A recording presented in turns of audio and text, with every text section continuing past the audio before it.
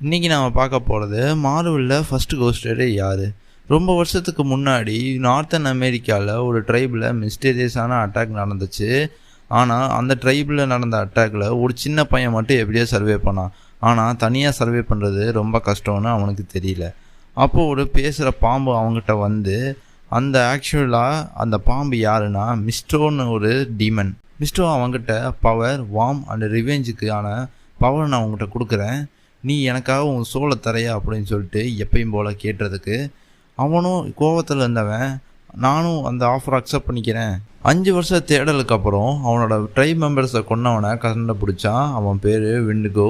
ஃபைட்டில் அவனோட try மெம்பர்ஸோட போன்ஸை use பண்ணி செயினாக அதை க்ரியேட் பண்ணி விண்டுகோவை டிஃபீட் பண்ணான். ஆனால் இந்த ஃபைட்டில் அவனுக்கு பிடிச்ச மேமத்தையும் அவன் இழந்தான். ஃபைனலாக ஓடன் பாஸ் ஃபைட்டோட ஃபஸ்ட்டு ஹோஸ்ட்டாக அவனை அவெஞ்சர்ஸ் டீமுக்கு ஜாயின் பண்ண இன்வைட் பண்ணாங்க. இதுதான் மார்வலோட ஃபஸ்ட்டு கோஸ்ட் ரைடரோட ஸ்டோரி.